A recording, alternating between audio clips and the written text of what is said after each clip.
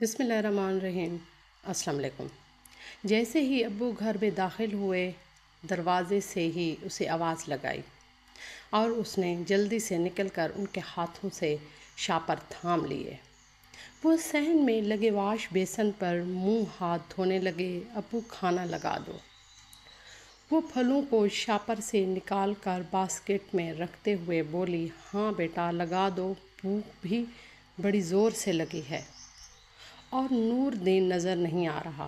نور دین ان 4 بہنوں کا اکلوتا بھائی تھا۔ نام سے لگتا تھا کہ کوئی بڑی عمر کا آدمی ہوگا۔ نام رکھتے ہوئے امی کی ایک اپنی ہی سوچ تھی۔ بہنوں نے کتنے ہی پیارے پیارے نام سوچے تھے، مگر انہوں نے صاف کہہ دیا کہ میرے بیٹے کا نام نور دین ہی ہوگا۔ اللہ چاہے گا تو میرا بچہ دین کی روشنی پھیلانے کا کام کرے گا، انشاءاللہ اپنے نور دین کے عالم بناؤں گی۔ امی کی خواہش دیکھتے ہی وہ سب بھی راضی ہو گئے۔ اس کے مدرسے سے فون آیا تھا کہ کسی دوسرے شہر سے مفتی صاحب تقریر کے لیے آ رہے ہیں، اس لیے جلدی کھانا کھا کر اپنے دوست کے ساتھ چلا گیا۔ چلو اچھا ہے، نیکی کی بات سننے سے بھی طبیعت نیکی کی طرف مائل ہو رہتی ہے۔ ابو مطمئن ہو گئے۔ اس نے جلدی جلدی کھانا لگایا اور تینوں خاموشی سے کھانا کھانے لگے۔ کھانے سے فارغ ہوئے تو ابو نے چائے کی فرمائش کر دی اور برتن سمیٹ کر چائے بنانے چل دی، اور امی ان سے دن بھر کی مصروفیات پوچھنے لگیں۔ ابو نے جیب سے چند ہزار کے نوٹ نکال کر امی کو تھمائے، جو انہوں نے بسم اللہ پڑھ کر تھام لیے۔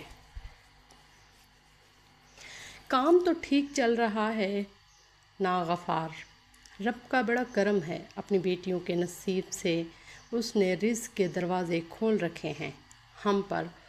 وہ آشنا کے ہاتھ سے چائے کا کپ لیتے ہوئے بولے، بیٹا جاؤ اپنی امی کے لیے پھل کاٹ کر لے آؤ۔ وہ جانتے تھے کہ امی چائے نہیں پیتی۔ وہ جلدی سے پھل کاٹنے کے لیے اٹھی تو امی نے ہاتھ کے اشارے سے منع کر دیا، ابھی میرا جی نہیں چاہ رہا۔ ارے نیک بخت کھا لو، بعد میں بھی تو گلا کر کھاؤ گی۔ اور یہ بات سنتے ہی امی کے پتنگے لگ گئے۔ ہاں گلا کر ہی کھاؤں گی، ساری عمر تمہاری ماں نے مجھے گلے سڑے پھل ہی دیے کھانے کو، تو اب یہ تازہ پھل میرے حلق سے کیسے اتریں گے؟ امی کا دھڑکا شروع ہو گیا اور ابو ہنستے ہوئے بولے، اب تو بخش دو ہماری محرومہ ماں کو، جب تم ساس بنو گی تو دیکھوں گا کتنی اپنائیت اور چاہت کا سلوک کرو گی اپنی بہو کے ساتھ۔ ہاں زندہ رہی تو دکھاؤں گی، بیٹیوں سے بڑھ کر چاہوں گی، صرف زبانی کلامی نہیں کہہ رہی، عملاً کر کے دکھاؤں گی۔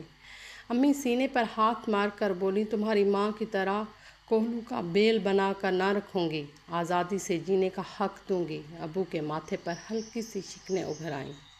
اس سے پہلے کہ بحث طویل پڑتی، اس نے ابو کو عشاء کی اذان کی طرف متوجہ کیا اور وہ کانوں کو ہاتھ لگاتے ہوئے وضو کرنے چل دیے۔ اس کی ہنسی نکل گئی۔ ان دونوں کے درمیان ہلکی پھلکی نوک جھونک چلتی ہی رہتی تھی، مگر دونوں ایک دوسرے کا خیال بھی بہت رکھتے تھے۔ ہاں بھائی، آج کی شاپنگ نے تو بہت تھکا دیا۔ ہیرا باجی نے شاپر کارپیٹ پر پھینکنے اور خود صوفے پر دراز ہو گئیں۔ آشنا جلدی سے بہن کے لیے پانی لے آؤ، امی لاؤنج سے ہی پکاریں۔ وہ جھٹ سے پانی کا گلاس لے آئیں۔ تھکی ہوئی تو میں بھی ہوں ہیرا باجی، مگر آپ تو ایسے ظاہر کر رہی ہیں جیسے اکیلی شاپنگ کر کے آئی ہیں۔ ہیرا سے چھوٹی نمرہ نے شکوہ کیا، ارے میری بہن، تم تو جوان جڑی جھانٹ ہو، ابھی سے تمہیں کیوں تھکان ستانے لگی؟ میں 4 بچوں کی ماں، بھلا مجھ میں اب تمہارے جیسی سکت کہاں؟ وہ پانی کا گلاس آشنا کی طرف بڑھاتے ہوئے بولی، نمرہ کی شادی کو 3 سال ہو گئے تھے اور ابھی کوئی بچہ بھی نہ تھا۔ صحیح تو کہہ رہی ہیں، سارا دن گھر کے کاموں میں نوکروں کی طرح جھکتی رہتی ہوں، جو ان ننھے ہل کر پانی بھی نہیں پیتی۔ میری پھول سی بچی کمالہ کر رہ گئی۔ اس کی محبت امڈ آئی اور فوراً ان کے سر دبانے لگی۔ ہیرا باجی فوراً ان کے ہاتھ اپنے ہاتھوں میں تھام لیے۔ گنہگار نہ کیا کریں، آپ چھوڑیں، یہ دیکھیں کتنے خوبصورت سوٹ خریدنے ہیں اشنا کی سسرال والوں کے لیے۔ وہ ایک ایک کر کے سوٹ نکال کر دکھانے لگیں۔ وہ بھی اشتیاق سے دیکھنے لگی۔ سوٹ واقعی بہت خوبصورت تھے۔ یہ دیکھیں ساز کا جوڑا کتنا پیارا ہے، کیسی نفیس ایمبرائڈری ہوئی ہے۔ نمرہ نے ایک سوٹ نکال کر امی کے ہاتھ میں تھمایا۔ وہ جوڑا ہاتھ میں لے کر خاموش سی ہو گئی۔ کیا بات ہے امی، سوٹ پسند نہیں آیا؟ ارے نہیں بیٹا، سوٹ سارے ہی بہت پیارے ہیں، بس اللہ کرے اس کے سسرال والوں کو پسند آئیں۔ انہوں نے آشنا کی طرف دیکھا۔ ارے واہ، کیوں پسند نہیں آئیں گے؟ کوئی بھی سوٹ 3,500 سے کم نہیں ہے۔ رنگ، ڈیزائن، کڑھائی، ہر چیز منفرد ہے۔ نمرہ تنگ کر بولی۔ چلو آج تم دونوں بہنوں نے یہ کام بھی مکمل کر دیا۔ اللہ تمہیں اپنے گھروں میں آباد اور خوش رکھے۔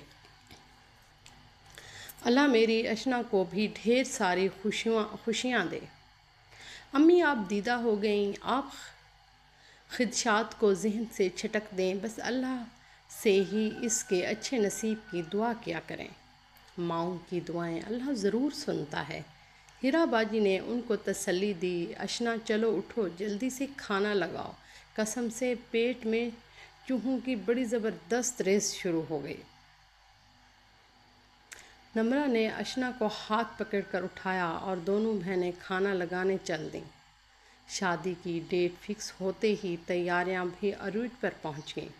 تینوں بہنیں خوب دل سے اپنی سب سے چھوٹی اور لاڈلی بہن کی شادی کی تیاریاں کر رہی تھیں۔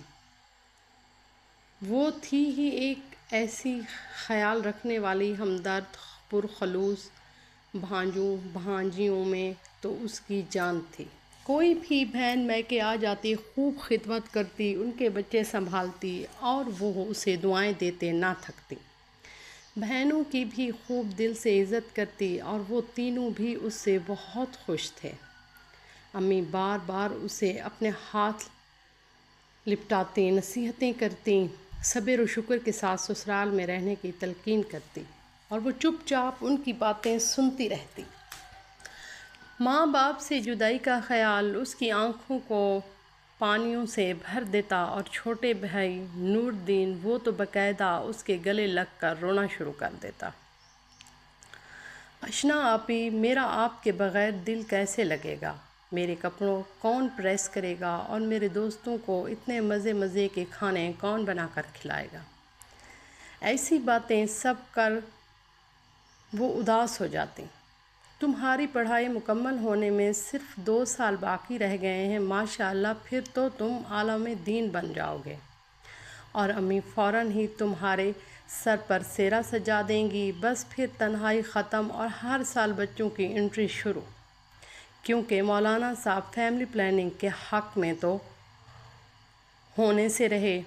عروج نے اس کی شرارت سے بال بکھیرے تو وہ جھنپ گیا اور سب ہنس پڑے۔ اسی طرح ہنستے گاتے آنسو بہاتے وہ دن بھی آ گیا جب باپ کے گھر کی دہلیز پار کر کے اپنے مجازی خدا کے گھر کو رونق بخشی تھی۔ باپ کے کندھے بیٹی کی جدائی پر جھک گئے، چہرے پر صدیوں کی تھکن اتر آئی، جیسے آج چوتھی بیٹی بھی وداع کر کے اپنا سب کچھ ہار دیا ہو، نفع و نقصان کی پرواہ کیے بغیر کل جمع پونجی لٹا دی ہو۔ بھائی کی آنکھوں میں موتی چمکنے لگے، بہنوں کے ہاتھوں اور ماں کے کانپتے لب مسلسل اس کی خوشیوں کے لیے دعا کرتے رہے۔ وہ روتے سکتے ماں باپ کو چھوڑ کر بہتے آنسوؤں کے ساتھ اپنے اصل گھر کی طرف روانہ ہو گئی۔ وہ بیاہ کر فیصل آباد جا رہی تھی، جو اس کے شہر سے 4 گھنٹے کی مسافت پر تھا۔ ارے بھائی فیضا، اسے کسی طرح چپ کراؤ، مجھے تو خفقان ہونے لگا۔ اللہ معاف کرے، ماں باپ ایسے بلک رہے ہیں جیسے پہلی بار کسی بیٹی کو رخصت کیا ہو۔ انہیں تو خوش ہونا چاہیے کہ اپنے چاروں فرائضوں سے سبق دوش ہو گئے۔ بھائی ایک طرف اشکوں کی برسات لیے کھڑا ہے تو بہنوں کی آنکھوں سے ساون کی جھڑی لگی ہوئی ہے۔ تو یہ لگتا تھا کہ آنسوؤں کا سیلاب امڈا آیا ہو۔ قدرے ناگواری سے بولتی ساس نے اسے اپنے خیالات کا اظہار کیا تو اس کی ہچکیوں کو بریک لگ گئے اور باقی کا سفر خاموشی سے گزارنے پر مجبور ہو گئیں، مگر اب آنسوؤں کے دامن پر نہیں، اس کے دل پر گر رہے تھے۔ شادی کے 1 ماہ بعد ہی اسے اچھی طرح اندازہ ہو گیا تھا کہ ماؤں کے تجربات کچھ غلط نہیں ہوتے۔ واقعی سسرال میں ہر لمحہ کانپتے ہوئے ہی گزارتا ہے۔ خدا جانے کب کسی بات پر قہر نازل ہو جائے۔ اس کے سسرال والوں نے منگنی کے عرصے کے دوران جو شرافت و محبت کا لبادہ اوڑھ رکھا تھا، ایک دم ہی اتار کر دریا برد کر دیا۔ لگتا ہی نہیں تھا کہ یہ وہی ساس نندیں ہیں جو وارث صدقے ہوتی تھیں۔ ان کے منہ سے باتیں کرتے پھول جھڑتے تھے اور وہ ان کی مومنہ صورتیں دیکھ کر دل سے ہر خدشے کو جھٹک دیتی تھیں، اور تصویر میں ایک مشفق ماں پیار لٹاتی نندیں دکھتیں اور اپنی خوش بختی پر نازاں ہوتی، مگر یہاں تو الٹی گنگا بہہ رہی تھی۔ وہ کہتے ہیں نا کہ ہاتھی کے دانت دکھانے کے اور کھانے کے اور ہیں، اور ان کے اس دوغلے پن اور منافقانہ رویے پر اس کا دل کڑا کے رہ جاتا۔ صبح سے شام تک کاموں میں ایسی غرق ہوتی کہ اپنے ہوش ہی نہ ہوتا۔ شوہر سے بھی شکوہ بیکار کیا تھا، کیونکہ اس نے پہلے ہی دن کہہ دیا تھا کہ مجھے یہ ساس بہو کے جھگڑے سے ذرا دور ہی رکھنا۔ امی اور بہنوں کے فون آتے تو جلدی سے بات کر کے بند کر دیتی، اور وہ یہی شکوہ کرتی کہ کبھی 2 گھڑی فرصت سے بات بھی کر لیا کرو۔ کیا بتاتی ان کو کہ فرصت ہو تو بات کروں۔ ایک کے بعد ایک کام تیار ہوتا تھا۔ ویسے بھی جب وہ فون سن رہی ہوتی، نندیں دروازے سے کان لگائے کھڑی ہوتی۔ ایسے حالات میں وہ ان سے کیا باتیں کرتی؟ تو ٹھیک ہے تو ہے نا گڑیا، سب تیرے ساتھ صحیح رہ رہے ہیں، ہے نا؟ ایک دن ہیرا باجی نے پوچھ ہی لیا اور وہ جھٹ سے بولی، میں بہت خوش ہوں باجی، سب میرا بہت خیال رکھتے ہیں۔ اس نے آنسوں کی نمی کو اپنے اندر اتارا۔ اللہ تمہیں خوش رکھے۔ وہ مطمئن سی ہو گئیں۔ آج کل وہ امی کے گھر رہنے آئی ہوئی تھی اور ابو بھائی سب اس کے بے حد خیال رکھ رہے تھے۔ میکے آ کر احساس ہوا کہ آزادی کیا چیز ہوتی ہے، مرضی کی سانسیں کیسے لی جاتی ہیں۔ بہنیں ایک شہر میں ہونے کے وجہ سے روز ملنے آ جاتی اور گھر میں خوب رونق ہو جاتی۔ سچ بتانا اشنا، سب کا رویہ تیرے ساتھ ٹھیک تو ہے؟ امی کھوجتی نظروں سے پوچھتی، وہ اسبات میں سر ہلا دیتے۔ تو اتنی کمزور کیوں ہو گئی ہے؟ عدنان بیٹا تو تیرا خیال رکھتا ہے نا؟ انہوں نے پھر سے سوال داغا۔ سب بہت اچھے ہیں، عدنان بھی میرا خیال رکھتے ہیں، بس آپ کی دوری مجھ سے برداشت نہیں ہوتی۔ اس نے ان کے ہاتھ پکڑ لیے اور امی نے فوراً ہی ہو کر اس کا ماتھا چوم لیا۔ صبح سے اس کی طبیعت عجیب سی ہو رہی تھی اور سر بھی چکرا رہا تھا۔ امی نے جب اس کی یہ کیفیت دیکھی تو فوراً ہیرا باجی کو فون کر کے بلا لیا اور ان کے ساتھ ڈاکٹر کی طرف روانہ کیا۔ وہی ڈاکٹر کی زبانی یہ خوشخبری سننے کو ملی کہ وہ ماں کے رتبے سے فائز ہونے والی ہے۔ شادی کے بعد جس خبر نے پہلی بار اس کی لبوں پہ مسکراہٹ کے پھول بکھیرے تھے، وہ یہی خبر تھی۔ ماں بننا عورت کی اولین خواہش بھی ہوتی ہے اور خوش نصیبی بھی۔ چند دن امی کے گھر رہنے کے بعد وہ عدنان کے ہمراہ اپنے گھر آ گئی۔ اس نے بے تحاشا چیزیں اور دعائیں دے کر رخصت کیا تھا۔ شوہر کو جب یہ خبر سنائی تو اچھا کہہ کر خاموش ہو گئے۔ نہ خوشی اور نہ ہی کوئی خوش آئندہ بات کی۔ ساس نندیں حتیٰ کہ سسر نے بھی اس خبر پر کوئی خاص تاثر نہیں دیا اور وہ ان کے اس رویے پر حیران رہ گئی۔ دادا دادی بننے کی خوشی ان کے چہروں سے کیوں ظاہر نہیں ہوتی؟ اس خبر کے بعد بھی ان کے رویوں میں کوئی فرق نہ آیا تھا۔ ساس بیماری کا بہانہ بنا کر لیٹ جاتی، نندے کو ٹی وی ڈراموں سے فرصت نہیں ملتی تھی، اور ویسے بھی ان کا کوئی کام کہہ دینا بھڑوا کے چھتے میں ہاتھ ڈالنے کے مساوی تھا۔ اس کی طبیعت میں ہر طرح کا سمندری تھی، نیند کا غلبہ رہتا تھا، کام مگر کیسا آرام، اور کہاں کی نندیں۔ ہاں، اتنا فرق ضرور پڑا تھا کہ عدنان کچھ خیال کر لیتے تھے، کبھی کبھار چوری چھپے کوئی کھانے کی چیز بھی لے آتے، سرعام تو بیوی کے لیے کچھ لانے کی اجازت نہ تھی۔ دسترخواں ایک بار لگتا، کسی کو بھوک ہے یا نہیں، کھانا ہے تو کھائے ورنہ بھاڑ میں جائے۔ کچن کو تالا لگا دیا جاتا تھا جو کہ شام کو ہی کھلتا، اور اس گھٹیا پن پر حیران و پریشان کہ کیا سسرال میں کھانے پینے کی بھی آزادی چھن جاتی ہے، پیٹ بھر کر روٹی بھی نصیب نہیں ہوتی۔ اور اس کی طبیعت ایسی ہو رہی تھی کہ جب کھانا سامنے ہوتا تو دیکھنے کو بھی دل نہ کرتا، اور بعد میں بھوک ستاتی تو کچھ کھانے کو نہ ملتا۔ شرمندگی سے خاموش رہتی، پیٹ میں بھوک سے بل پڑ جاتے۔ آج تو ڈیٹھ بن کر ساس سے کچن کی چابی مانگ لی، جو ناگواری سے ہاتھ میں اس طرح پکڑائی کہ وہ شرم سے زمین میں گڑ گئی۔ کچن کھول کر اس نے جلدی جلدی وہی پر بڑے بڑے نوالے کھانا شروع کر دیے۔ شکر ہے ہاٹ پاٹ میں روٹی موجود تھی۔ وہ بری طرح کھانے میں مصروف تھی کہ فیضا یکدم کچن میں داخل ہوئی تو یہ پتہ نہیں لوگ کیسے 4 ٹائم کھا لیتے ہیں اور کھایا پیا نظر نہیں آتا۔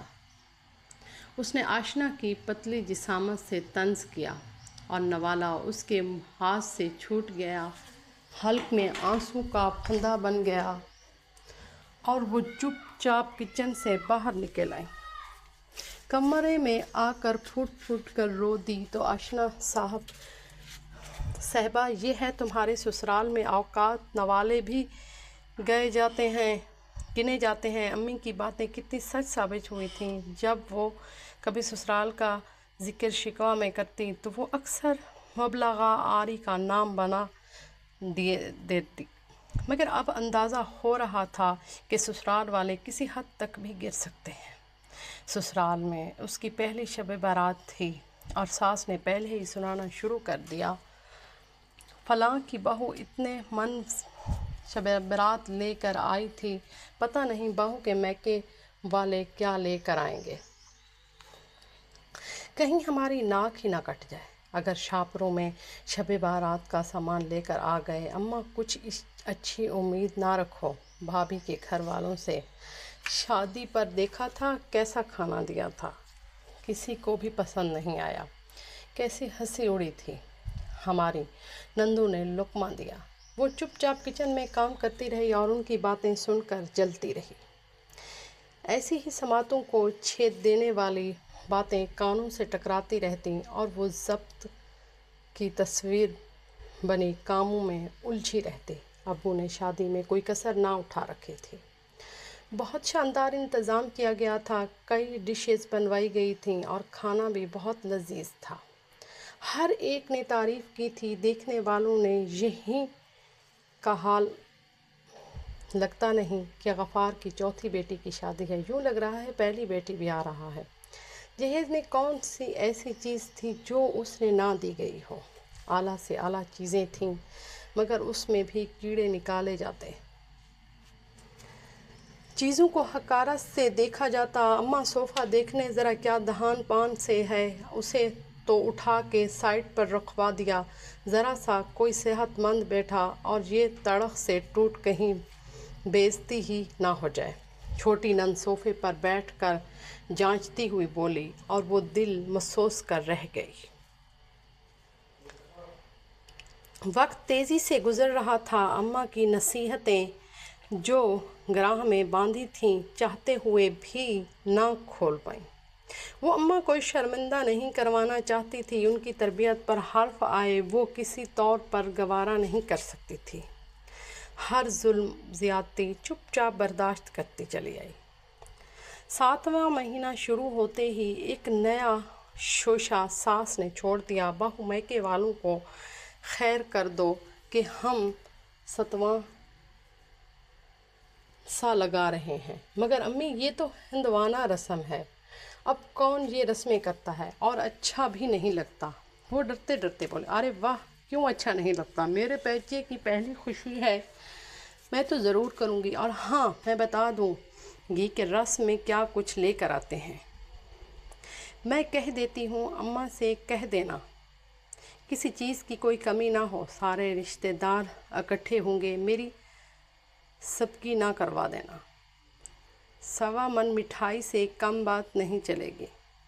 ساس سسر کے جوڑے، شوہر کا سوٹ، جوتوں جرابوں سمیت، اور پتہ نہیں وہ کیا کیا فہرست بنا رہی تھیں، وہ چکرا کر رہ گئیں۔ میرے اللہ، میرا باپ کیا اسی طرح لگاتا رہے گا؟ بوڑھا داؤ ناتواں کندھے موڑ بیٹیوں کے سسرال والوں کی فرمائشیں پوری کرتے اب تو جھک سے گئے تھے۔ شوہر سے جب اس کا ذکر کیا تو انہوں نے یہ کہہ کر کنارہ کشی اختیار کر لی، بھائی مجھے تو تم ان معاملات میں نہ گھسیٹو، یہ تم عورتوں کا معاملہ ہے۔